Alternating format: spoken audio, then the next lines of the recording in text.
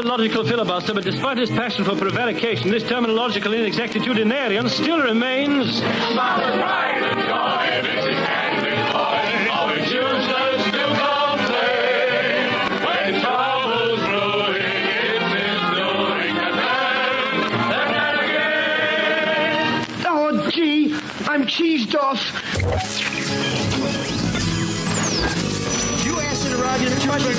It's gone. What are you doing? Come on. That is not paid for by them. That is paid for by the people of Detroit. You might be qualified, Emil. I'm not qualified for this job. Let me tell you something. You want to go right now? Okay? You want to go right now? Hey kids, it's your old pal ML Elric coming to you live on Give Green Day.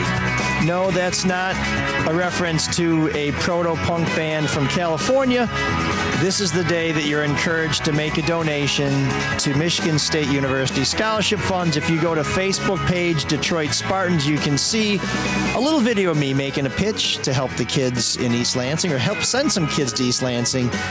Please see what you can do to help create some more Spartans. And where would I be without my Wolverine pal, Mr. Mark Fell? I mean, how come you never promoted Give Blue Day?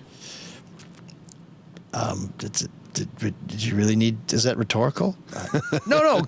We are Which happy. I believe is the same day. I think it's going on now. Oh, as well. yeah. No, I'm not positive. I could look it up, but I'm not going to. Yeah. So if you'd like to donate on Give Blue Day, we're raising money so that players can get their gun training classes. They can finish, their certification process. We are helping to raise money so they can get those permits and drive really fast. So yes, we are happy to help with that. So thank you, Mark. Thank you. Glass houses. Okay. Thank you for reminding me that there's a lot of great causes out there. Rename Spartan Stadium to Glass House. We call it the tunnel. Exactly. Are you ready to enter the tunnel? I don't think so.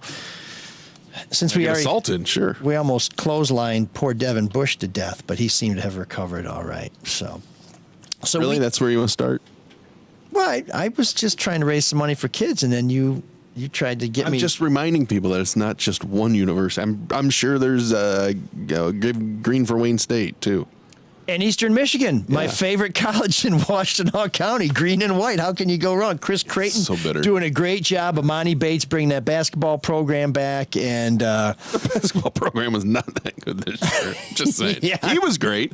I'm reaching, man. I know. Oh, and actually, he was reaching, too. What is it about athletes in Washtenaw County packing like that? And this Jay Morant thing, what the? John Morant, yeah. Jay, whatever. I call him Jay. It's funny you bring it up. I was just reading today that John Morant is entering some kind of treatment center, and I'm like, for what? For the gun? For the assault? For the titty bar? I don't know. It sounds like great player though. Love watching him play basketball. Yeah, I think a kick in the ass is the only treatment he really needs, but that's fine. Or maybe he can watch some Plaxico Burress videos. How not to pack when you're at the club. It's funny you said that. Plaxico actually has made comment on that and said he wants to talk to John Morant to explain, don't do that because of what happened to him shooting himself in the leg. Of course, Plaxico, one of the great Wolverine wide receivers.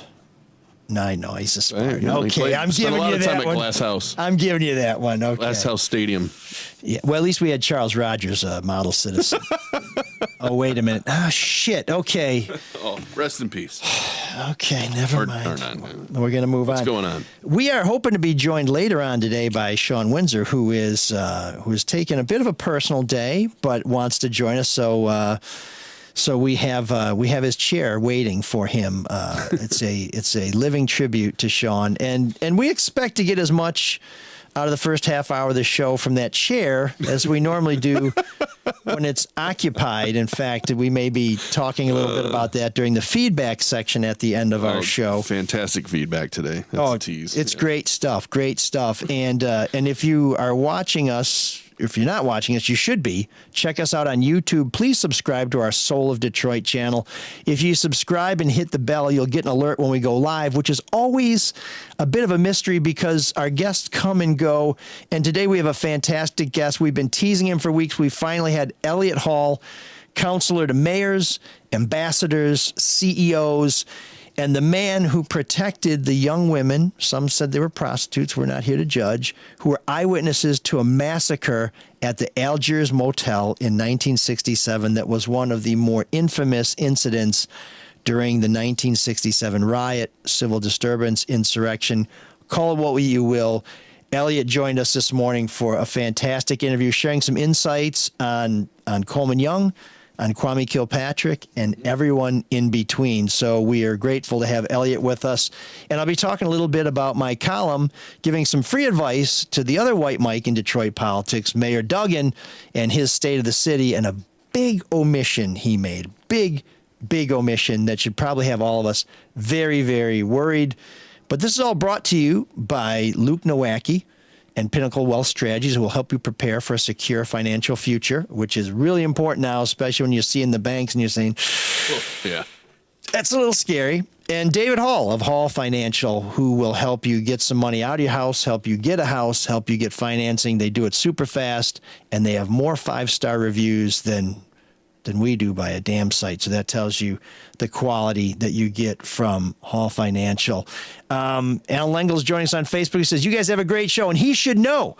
He is the impresario of Deadline Detroit, and they do a weekly podcast. Deadline Detroit, check it out. It's a great show. Caju Cafe, I want to tell you a little bit about where you can find me on Friday. That's St. Patrick's Day. I will be at the Caju, officially working from 3 to 4:30.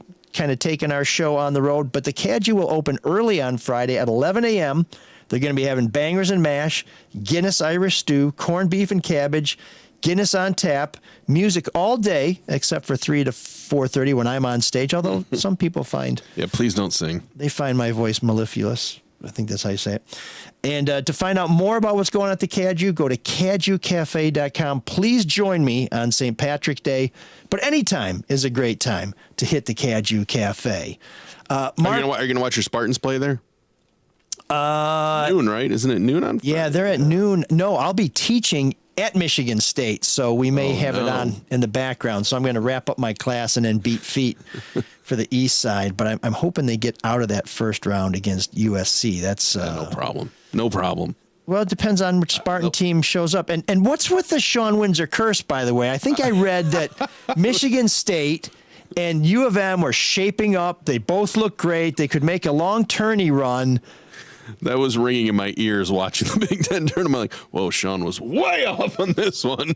Oh, and That's what's great about sports, right? You can make this bodacious hot take, and it just, boom, blows up in your face. months ago he wrote, Tom Izzo's really learning he can trust A.J. Hogard. It's a very special relationship. And I sent him a text and said, you know what? I believe it too. Very next game, he misses 2 crucial free throws, and they lose to Purdue at home in a game they could have stolen. Like, the Windsor curse is real. It's alive and well, yeah. It is. That's why I'm glad that he is so negative towards me in this show, because it tells me that wonderful, great things are ahead. But you should be worried about your calves, because he's a big fan of that particular piece of your anatomy. You may be facing some sort of clotting or some other catastrophe. So I hope you'll wear some of those socks that they give you. Compression socks, Yes, yeah, sure. Get some of those. I'll get the Sean Windsor brand compression socks. Yes, please take care of yourself, Mark. We're nowhere without you, or with Joe, who is about to tee up an interview that we recorded just an hour or so ago with Elliott Hall, talking about his amazing career. Ladies and gentlemen, without further ado, Mr. Elliott Hall. Yo.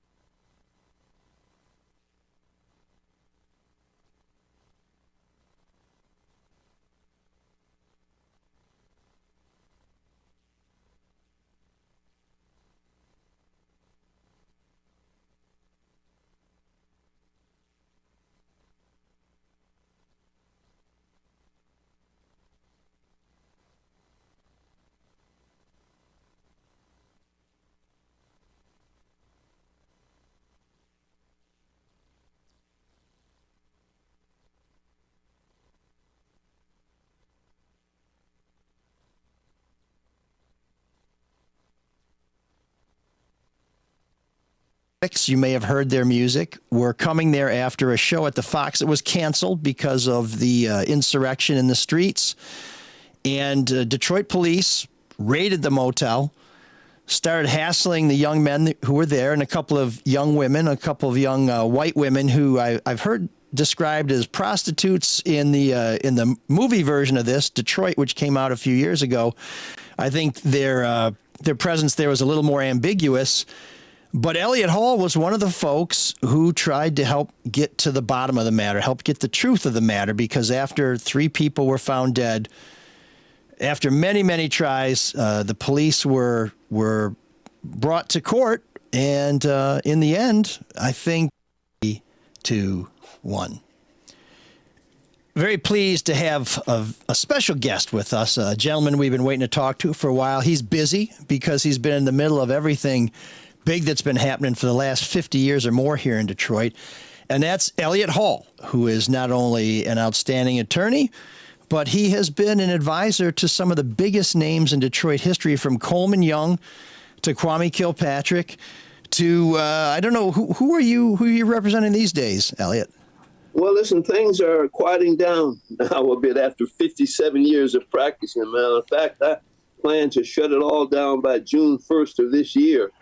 My wife thinks I ought to come home and stay for a bit, But I started practicing right after in 1966 here in Detroit, and joined Alan early in 67, 4 months before the famous 1967 riots.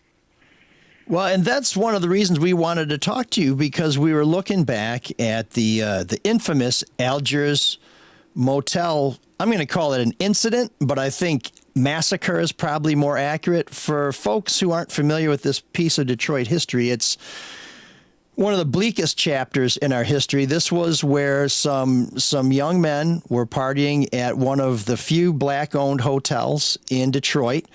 The Dramatics, you may have heard their music, were coming there after a show at the Fox that was canceled because of the insurrection in the streets. And Detroit police raided the motel, started hassling the young men who were there, and a couple of young women, a couple of young white women who I've heard described as prostitutes in the movie version of this, Detroit, which came out a few years ago. I think their presence there was a little more ambiguous. But Elliott Hall was one of the folks who tried to help get to the bottom of the matter, help get the truth of the matter, because after 3 people were found dead, after many, many tries, the police were brought to court, and in the end, I think we're not convicted of any crimes. Have I got that right, Elliott? That's right. The case was there was a change of venue, and the police officers involved. The case was moved out of Detroit to a city in Upper Michigan. I forgot the name of the city, but it was way out of Detroit. Mason, Michigan, I believe. Yeah, Mason, you're right. Mason, Michigan. And the jury up there found the officers not guilty. Probably not surprising with an all-white rural jury in 1967. And I believe one of the other trials was held in Flint, and I think that was also an all-white jury. And that may have been a federal case, but as I recall, It ended in acquittals as well. Yeah, yep. Yeah, those were not good times in a very charged racial atmosphere. So there are books written about this, and I think one of the prouder moments in the Detroit Free Press's history is they went and talked to witnesses at the motel, and they told a very different story than what police had been saying. In fact, at the time, police weren't even reporting that there were dead bodies in the motel. It was a terrible, shocking incident.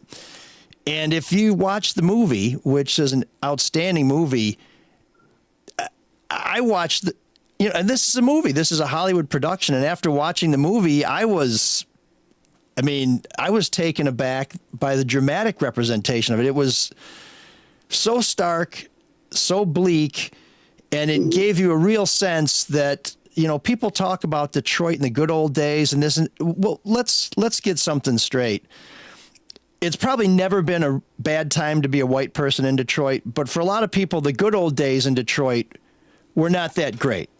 And if you look like Elliott and not like me, the good old days were not very good at all. Well, let me explain it this way, Emil. Yes, when I was in high school, I graduated from Chadsey High School in Detroit in 1956, at a time when the city was really racially segregated. There were black neighborhoods and there were white neighborhoods.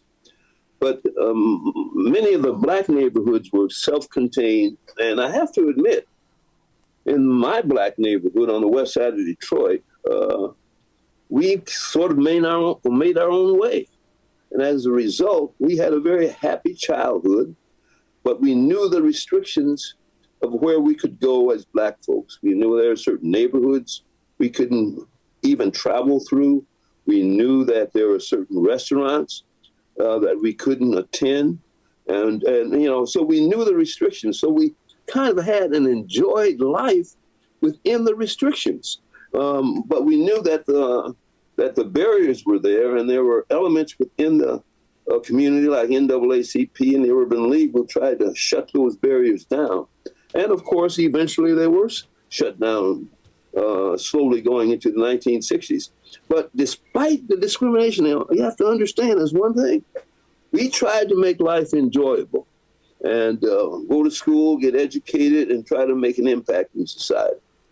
When did you, I mean, you must have experienced racism directly. Like, when did it hit you at that age? Because I had read that you were delivering papers for the Detroit News and you were going to work your way up there until they just said, we don't hire, colored people. I think people. Was, yeah. Let me tell you, Mark, this is very, very interesting because I became a lawyer because the Detroit News turned me down. I started my paper out when I was 13.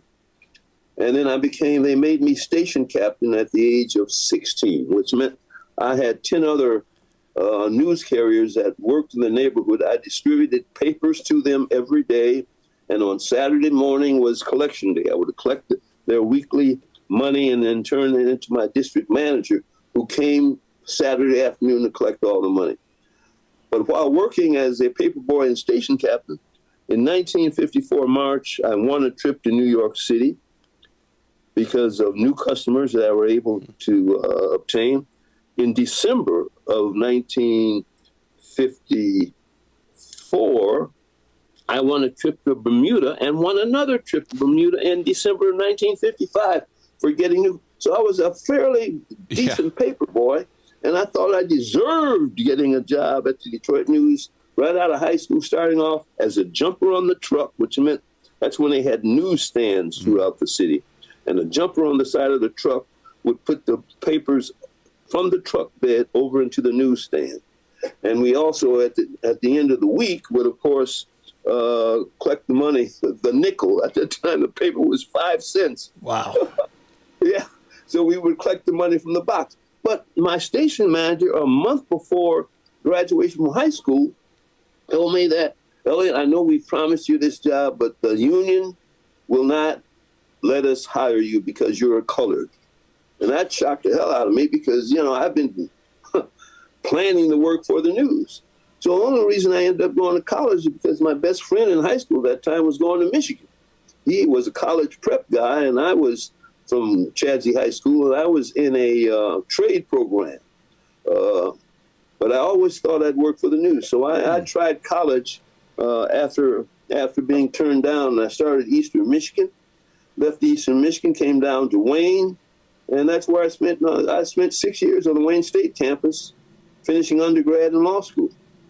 So I ended up becoming a lawyer because I was turned down because I was colored back in 1956.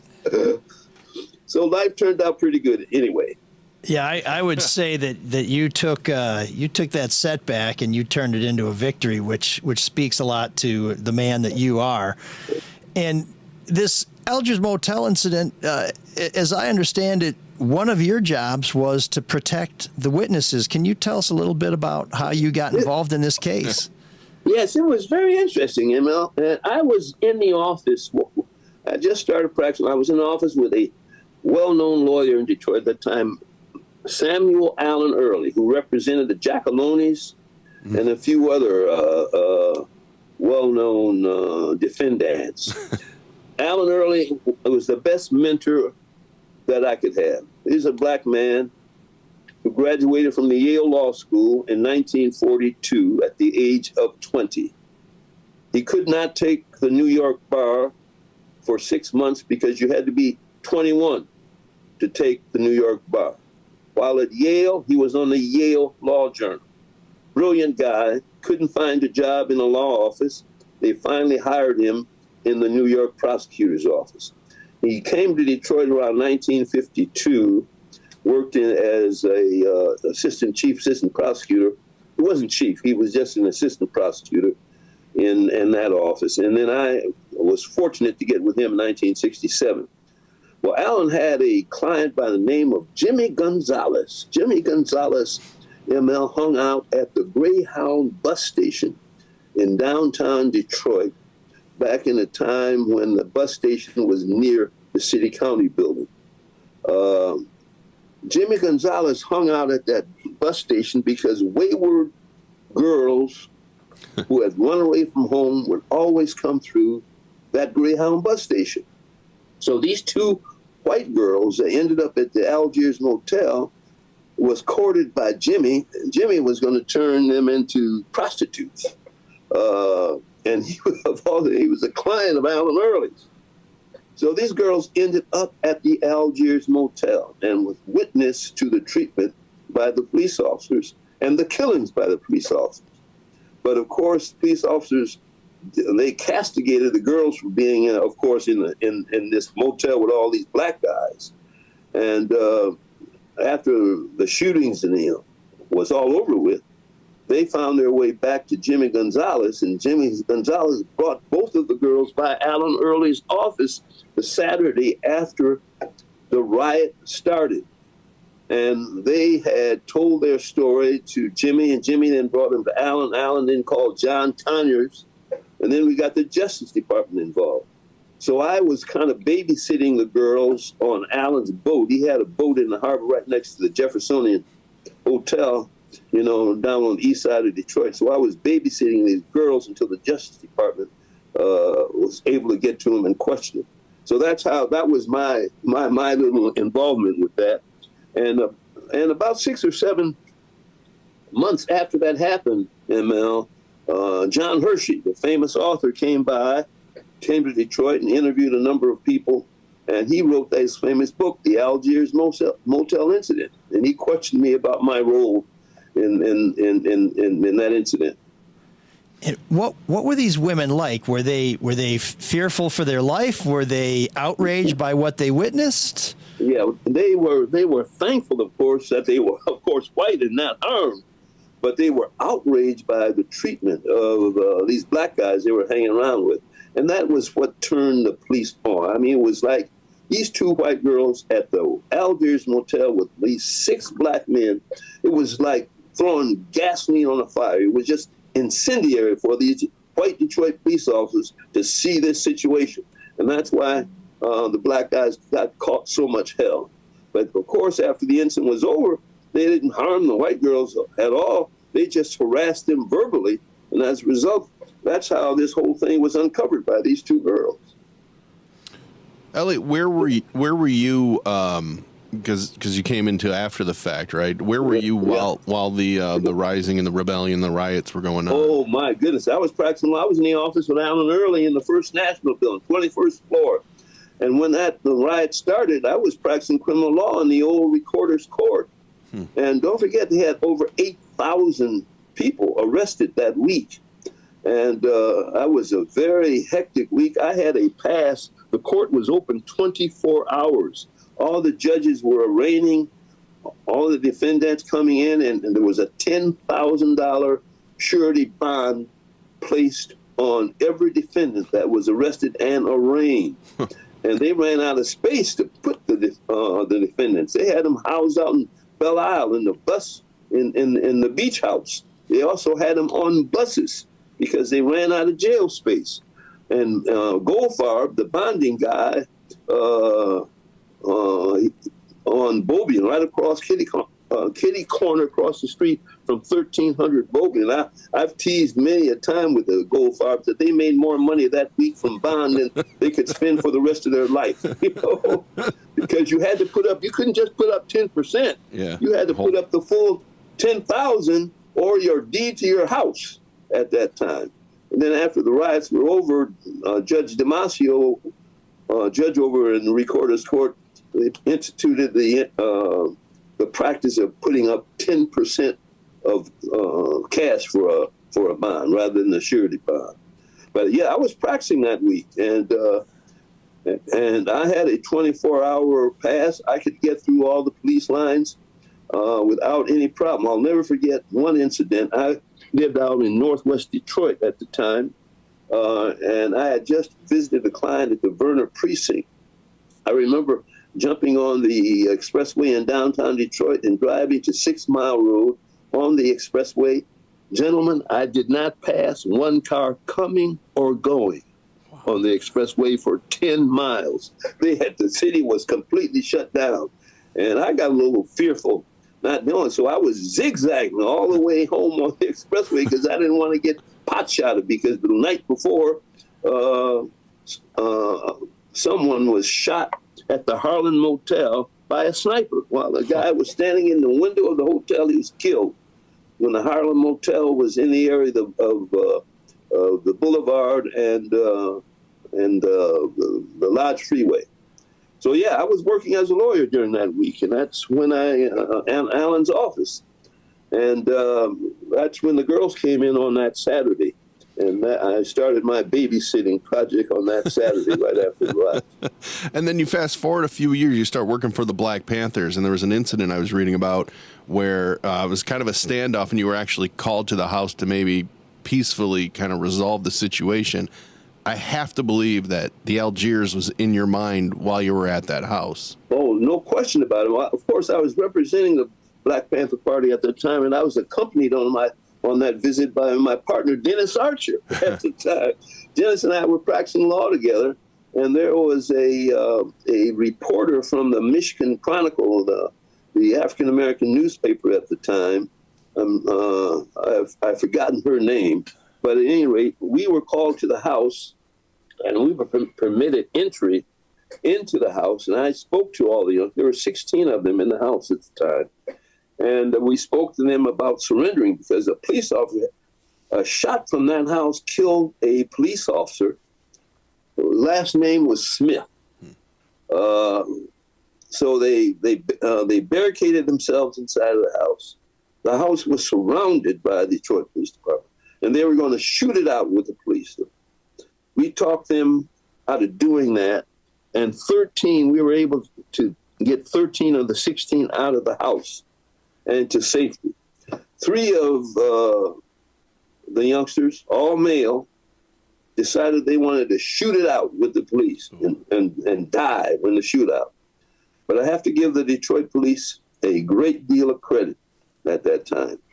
They tear gassed the house, they disabled the 3 remaining males, and they came out unharmed. So that was a trial. We had a trial with all 16 of them, Ernest Goodman and myself. We were the lead lawyers in that trial. That happened, and the trial, in fact, took place like 69, 70, as I recall. Ernest Goodman was another fine lawyer in this town. He's gone on. As I recall, not that I was out on the streets in the early 70s, but that was at a time when Detroit police had Thompson submachine guns, where if you've ever seen any of the Untouchable movies, that's a pretty heavy-duty piece of weaponry, and it's my understanding that there might not have been much hesitation to empty one of those drums of ammo into a house like that. So that's something else to get everybody out alive, because I don't know if that was always the first choice of the first responders. Well, when I walked out of that house with Dennis Archer and this other, Nadine Brown was the name of the reporter? Reporter for the Michigan Chronicle at that time, Nadine Brown. I was certain that those 3 young men were going to get killed. They had no chance of surviving a a shootout with the Detroit police with a house around it. Plus, they had a small tank outside, too. But these youngsters were so vigilant and avid Black Panther members that they thought, life wasn't worth living. But they got them out without any harm. By the way, those three were the last ones that came out, were the only ones convicted at the trial and they went to jail for a short period of time. But one of them got out. His name was Iron de Saucer. I understand he was able to get his conviction expunged. The young man went to medical school and became a doctor. Wow. Huh. Wow. Yeah. If you understand that these youngsters were not criminals. They were not robbers. These were Black Panthers who did not believe in the segregated system that existed at that time in the United States, and that Black folks were being unfairly treated. And therefore, they had this philosophy, of course, we're not Martin Luther King peaceful demonstrators. We want to shoot it out with the police. So they were the aggressive, violent part of the movement back in those days, But very bright youngsters. Yeah. In looking at the Algiers Motel incident, one of the folks who was tried in the killings was a Black security guard. If you've watched the movie, it was John Boyega. If you're a Star Wars fan, you probably remember him from those. But his life did not turn out as well. He was acquitted, but it seemed like he was ostracized by both communities and spent the rest of his life working as a security guard. I thought that was really unfortunate, because my understanding is he was one of the folks who kept things from getting really out of hand. And it feels to me like he was collateral damage in all of that. And the officers kind of went on with their lives, just not as police officers anymore, but it didn't seem like they suffered very gravely for the havoc that they wrought. Yeah, well, listen, there were not many winners during that bad period in Detroit's history, the 67 riots. It started the precipitous downfall of Detroit, leading to today, where we have 1/3, one-third of the population we had when I graduated from high school in 1956. Population of Detroit was 1.8 million when I graduated. It is now, I guess, creeping up close to 700,000, but we've lost roughly almost 2/3 of the population while maintaining the same space, That's why the city in many areas looks so desolated, I don't know if we'll ever come back to the old days, but we lived in a very vibrant city in the 50s and the early 60s. Yeah, it's shocking to think that at one time we were the 5th largest city in the country, that we were bidding for the Olympics throughout the 60s, that Detroit actually was considered a front runner to get the Olympics. You're right. It was that dynamic a city. Mayor Kavanaugh was considered this bright young JFK protege, sort of the new mayor, the enlightened white leader of a diverse city. His career kind of went sideways, and the city, regardless of what you think of it today, as Elliott said, there are neighborhoods that were very vibrant then that no longer exist. And there's some neighborhoods that are struggling to recover still. And while we are having people move back to the city and move into our neighborhoods, which we're grateful. I have a lot of new neighbors, and they're wonderful. But we seem to see people moving up, like vertically, like they want to live downtown in a high rise, as opposed to having a front yard, a backyard, and well, I guess we don't get the milkman anymore, and nobody's delivering the damn newspaper anymore. I think Elliott and I may be the two last Detroit news carriers around, but I never got to Bermuda, by the way. You weren't as good.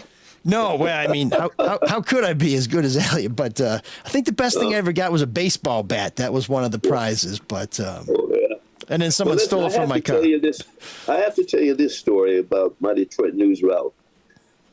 There were two white boys who went to Catholic Central, Bill and Bob Sharp.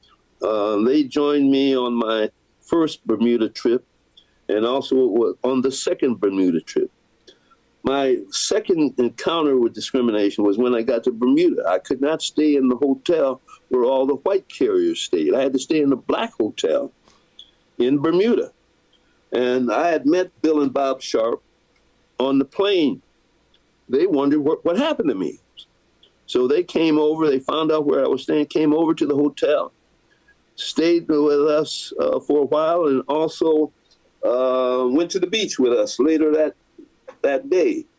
We were permitted, there was another black guy with me, was another carrier from the east side, and they permitted us to come to the white hotel called the Bermudiana during the day for social activities. We just could not stay there at night. We had to go back to the black hotel. I stayed in those. Bill and Bob Sharp became very close friends of mine. They were so upset with how I was being treated and the other guy was being treated. And I stayed in touch with both Bill and Bob Sharp for several years. They both became Catholic priests. Oh, wow. But I was never, and just in recent years, I've been trying to trace them down, and I have not been able to find hide nor hair of them. These are guys that just came and made a very great situation out of a dire thing in Bermuda when I was far away from home. And at the time, 16, 17 years old. But these were great guys. And I've tried to find them and haven't been able to do it. Were they in the Detroit Archdiocese? Yes, they went to Catholic Central in Detroit at the time. Yeah. Well, before they moved. Bill and Bob, they were brothers, and they graduated from high school the same year I did from Catholic Central back in 1956. Have not been able to run them down, Well, I'll do a little looking on that because I think we should be able to get a lead on them, see where they are these days. When I want to go back to your work with these two women. Did you keep in touch with them after all the legal stuff concluded? Because I saw that one of the women was a consultant on the movie, so she's still around. She was. I did not stay in touch with them. They kind of, after my incident with them and keeping them, they kind of went off the map. And I didn't meet one of them until they did the movie. I met them down at the Now Weston Hotel before the movie was released. But I had not seen her in 45, 50 years, at the time.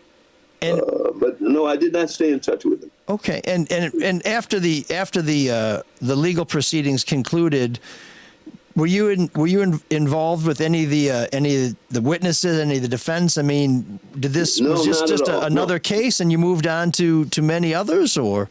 No, I wasn't involved any further in the case. I just continued my practice of criminal law in the city, and then but I got involved, as you know, politically.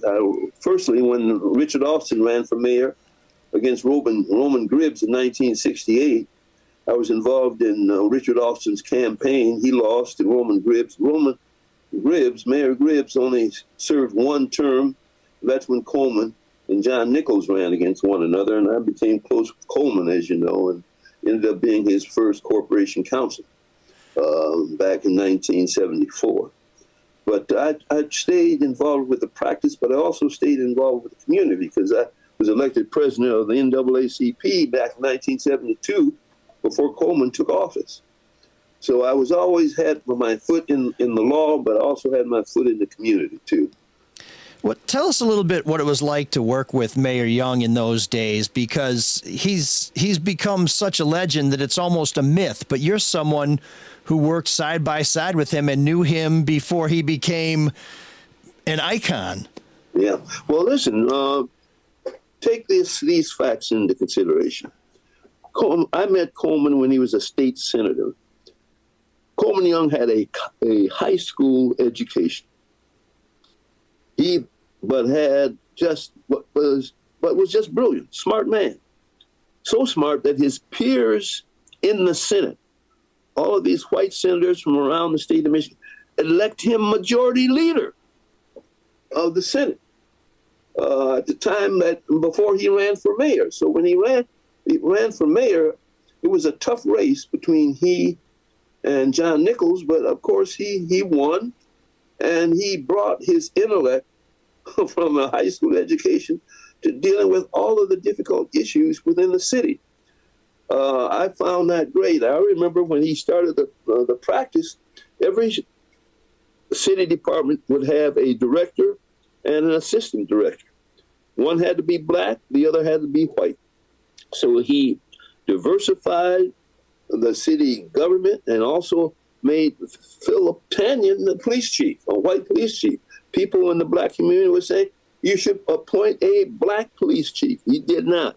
He wanted to make sure that the residents in the city of Detroit, the white residents particularly, who were leaving the city in droves, they wanted to at least indicate that the police department would be headed by a white police chief. So I knew Phil Tanyan, and I only stayed in the corporation counsel's office a little over a year. I went back to the practice of law, but Coleman assigned several cases to me involving the integration of the police department and the fire department. We wanted to get more African-American police officers in above the patrolman rank and all the way up through inspector and commander.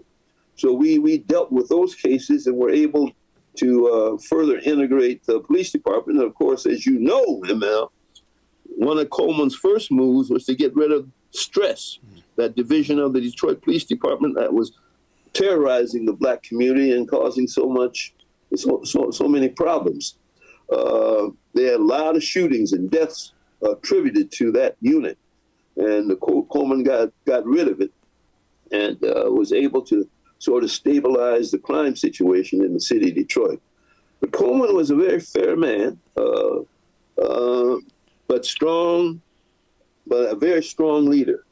I mean, you know, he wasn't afraid to confront anybody, and most folks respected him, and some even feared him. If he fired somebody because they weren't doing their job in city government, he never completely fired them from the city.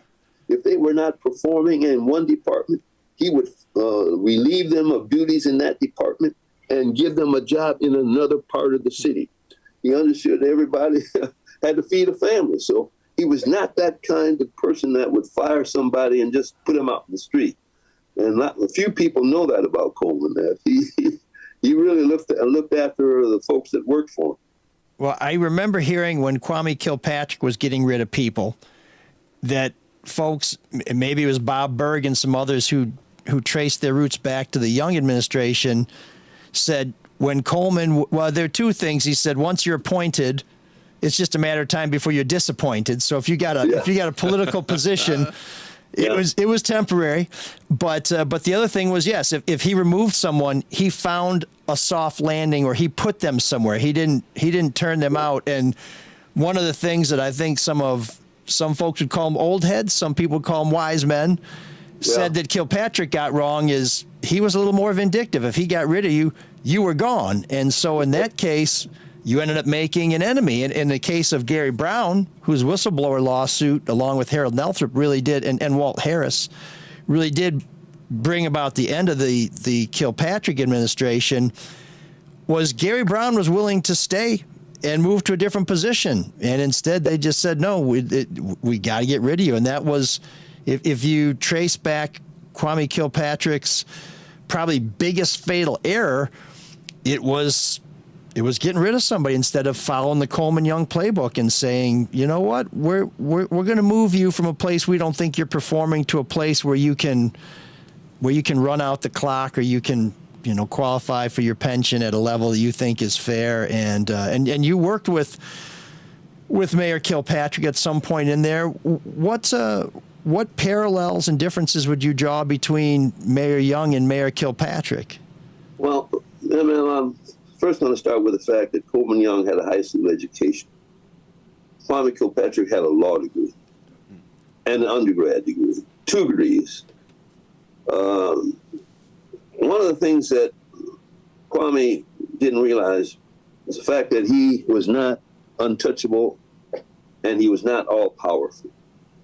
When he left the Michigan legislature and became mayor, he was making $70,000 a year.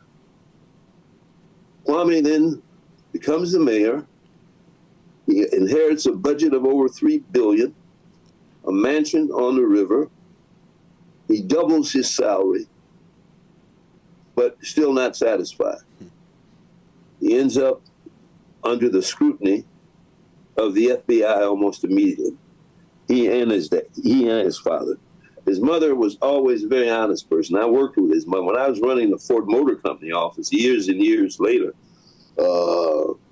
she was a congressperson, and she was always straight as an arrow.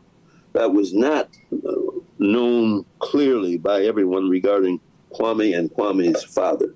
And he listened to his dad quite a bit.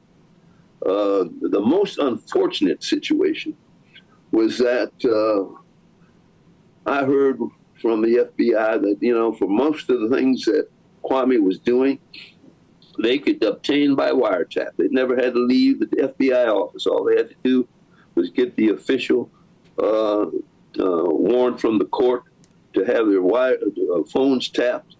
And a lot of the ongoing criminal enterprise was being discussed over the phone. It was just unfortunate that Kwame never realized that his activities that were illegal, and he should have known they were illegal because he's a lawyer,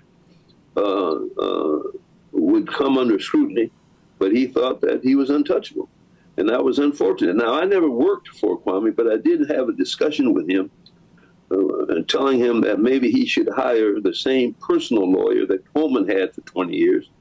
My colleague here at the office, Meyer Morgenroth. Morgenroth represented Kevorkian after Feigerger, and Mike also represented the former executive vice president of General Motors, who built the wing, the car with the wing, the doors. John DeLorean. Yep.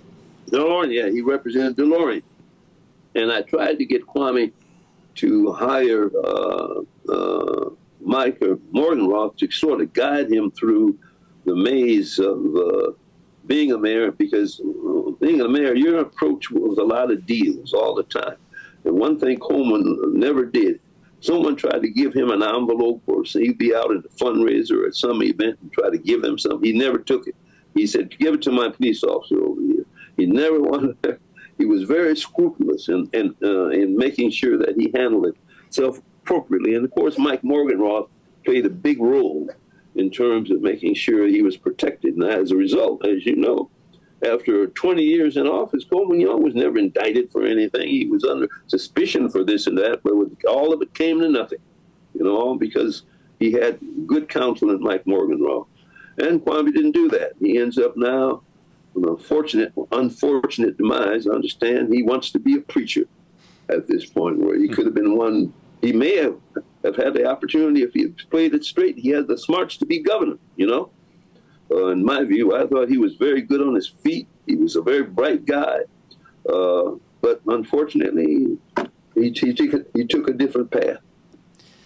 I always thought that one of the big differences between Kilpatrick and Young, and I think there were a lot of differences, but it seemed to me that Coleman Young had to fight and claw for everything he had, and he had to play defense for a long time, whereas Kwame Kilpatrick started from a pretty privileged place and didn't quite understand that there was a struggle, and I often remember him saying that it's time for us to put, the struggles of the past behind us. And I thought that's pretty easy for someone to say if they haven't been through them. Whereas Coleman Young, boy, you want to talk about somebody who busted through barriers and overcame hurdles. It had to be Coleman Young. Oh yeah, no question about it. He was a very unusual man, and I was privileged to be able to spend some time with him over a number of years. I'll never forget because my plan, as you may know, and that was to succeed Coleman as mayor. I wanted to run for that office when he gave up. But my appointment as a Ford vice president sort of put that all to the side, because in January 1987, I got a call from the general counsel of Ford to be the first black vice president. And I couldn't turn that down because my dad worked at Ford for 42 years in the foundry. So here, due to education and progress, here I become a vice president of the company where my daddy worked down in a dirty, hot, dingy foundry. Elliott, And as a result, my desire to become mayor was put aside, and my dear former partner and friend, Dennis Archer, took that helm. that Ford job is really interesting because you go to D.C., and I was reading a little bit about that, working with the separation from South Africa. And the only thing I can think of is you must have met a lot of pretty famous dignitaries and possibly presidents. Did you meet presidents doing that job? Oh my goodness. Listen, when I went, I was almost like the CEO of Ford in Washington, D.C. I was the only company officer in Washington, D.C. And I arrived there in 1987 when Ronald Reagan was the president. Mm-hmm. So being the fifth largest corporation in the world at that time, I was in and out of the Reagan White House all the time, dealing with domestic policy issues and also requesting certain favors for the auto industry, whether it was on a tax issue, on a fuel economy issue, on an environmental issue, was there. And then when he left office, I was in and out of the George H.W. Bush White House all the time on the same issues, and also became very close to the Clinton White House. So during the 11 years that I ran the Ford office in D.C., I was not only up on the Hill meeting with senators, but I was, of course, very good friends with my counterparts at Chrysler and GM. And on many occasions, Chrysler, Ford, GM, we would lobby an issue together. We would go and visit a representative's office or a senator's office and try to fight for a certain legislation to be passed or for certain things to be stopped. When we walked into a senator's office, we walked in with the following power, gentlemen. We had plants in 19 states. The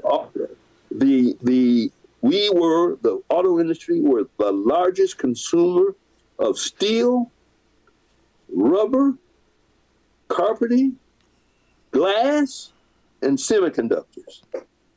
We were the leading in 5 major industries. So we walked into these senators' office, and of course, by lobbying together, we were not violating any antitrust provisions by lobbying as an industry.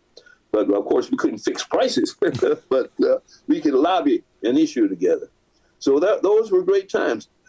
The most important thing to me, other than the domestic issues, was Ford had plants and offices all over the world. So I became good friends with the British ambassador, the Italian ambassador, the Australian ambassador, at least 7 or 8 major countries in the world. So we had quite a time. Wow. That I experienced in Washington, D.C. Well, Elliott, I love the idea of Mayor Hall. I think that would have been a very, very exciting era for Detroit. But, of course, your friend and colleague, Dennis Archer, did a fantastic job as mayor, inherited a city that was facing some serious challenges, got us back on our feet. A lot of people don't understand that he also dealt with an economic downturn and got the city squared away.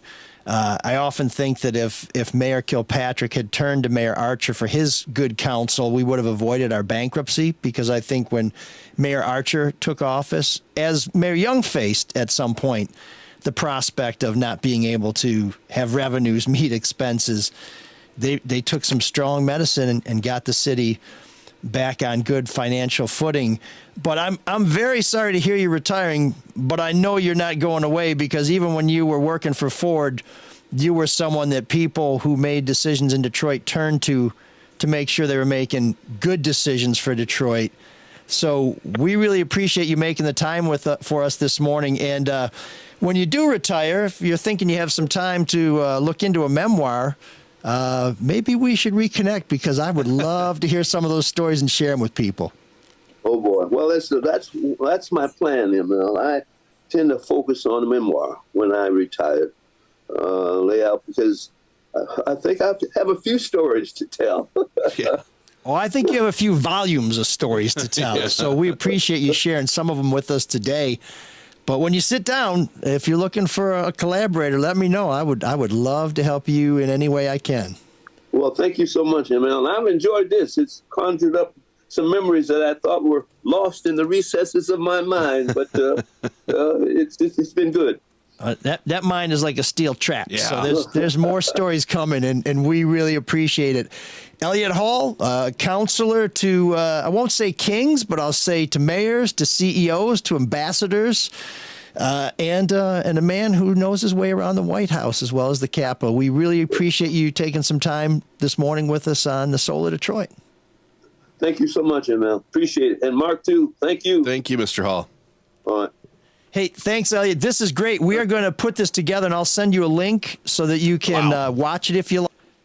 Pretty amazing stuff. A man who has not just been an eyewitness to history, but played a role in some pretty spectacular moments in Detroit history, both heartbreaking and inspiring. And man, I love his candor on Kwame Kilpatrick. Yeah. There aren't a lot of people who had the mayor's ear who are willing to speak so forthrightly.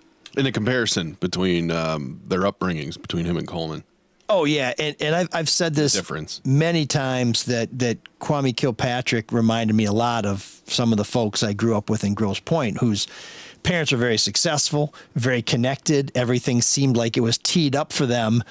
And the difference is Kilpatrick, kind of pretended that he came from nothing, which wasn't the truth. Now, Dennis Archer, on the other hand, who a lot of people thought of as the bougie mayor, did come from nothing. He was the son of a one-armed handyman in Cassopolis, Michigan, and from the poor side of Cassopolis, which you may not have heard of in the same breath as Beverly Hills. It was not a privileged community, so just interesting. And you don't really think that much about Dennis Archer as a young lawyer, but there he was with Elliott Hall trying to get the Black Panthers to give up peacefully. I mean, I really would love to sit down with Elliott and just have a blank notebook and say, let's fill this, because you'd be throwing out amazing stories just to have enough, just so that the book doesn't weigh 1,000 pounds. Well, and then we have to talk about another mayor coming up, too, when we dive into your column. And I think Sean might be with us. Sean, grunt or make a noise if you're there. I'm here. There's that sunshine. But first, I need to tell everybody about Hall Financial and the Buy Smart program. Housing inventory, it's on the rise, and you can get ahead of the competition before the busy spring and summer home buying season, before that really arrives and kicks in high gear. It's easier than ever right now to get into your new home with Hall Financial's exclusive Buy Smart program, giving you up to $2,500 towards your down payment. Get pre-approved the same day with most credible pre-approval in the industry. That's Hall Financial's 5-star certified pre-approval. They can even connect you with a top realtor. They have a huge network of realtors. So whether you're looking to purchase a new home or refinance your current home, call Hall Financial first, 866-CALL-HALL, or chat with them online at callhallfirst.com. And with all that money that you're going to save with them, make it work for you. Give Luke Nowacki a call. He's got a whole team at Pinnacle Wealth Strategies. They can help plan for all your future financial goals, and even the goals you have today. Give Luke a call, 248-663-4748. He's going to give you a complimentary consultation. You got to see where your money's at. You got to see where it's going. And even if you want to ask him about all these bank failures and what you're supposed to do with your money right now, if you're freaking out about that, give Luke in Pinnacle Wealth Strategies a call, 248-663-4748. Because when you call Luke, he'll make it all about you, sweetheart. Securities and investment advisory services offered through Royal Alliance Associates Inc. Member FINRAS IPC. Royal Alliance Associates Inc. is separately owned, and other entities and/or marketing names, products, or services referenced here are independent of Royal Alliance Associates Inc. Oh man, the geeks have inherited the earth. Did I do that? What a dork. Does him wanting to play with us again mean that he's turning into a geek, or we're turning into cool guys? So I'm going to keep this short because we've had these folks as our Geek of the Week before. But Meghan and Harry, who don't want to be part of the royal family, just announced that they're going to refer to their kids as Prince and Princess. So if you want out, get out. Amen. If you don't. But quit trying to cash in from pulling back at the same time you're diving in. So Princess and Meghan. And if they're so horrible, why do you want your kids to be part of that, right? Well, I mean, wait, if you want to be out of the royal family, how can your kids be a prince and a princess? You know, right? Yeah. I mean, you know. And if I didn't like my family or my in-laws, I don't know if I'd want my kids to be part of that structure that they're in. I mean, the royals are a little different. You know what I mean? It's just silly. Right, Sean? Absolutely right. Did I hear about maybe it was a South Park episode that was kind of mocking the couple for saying they didn't want to be, they'd be out and about and they didn't want anybody to look at them. Yeah. And then when people stopped looking at them, they're like, why aren't you looking at us? Exactly. Because that's how they roll. Which I thought was pretty funny. Yeah, they are the royal equivalent of a low cut blouse. Hey, you ever heard of a thing called privacy? So they're the geeks. Oh yeah, so Meghan and Harry, prince and princess, I guess. I don't know. I can't remember, but this much I do know. You are our Geeks of the Week.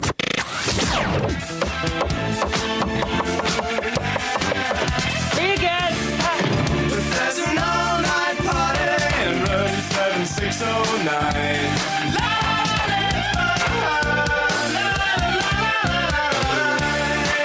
And you can dance together all night if you've got the time.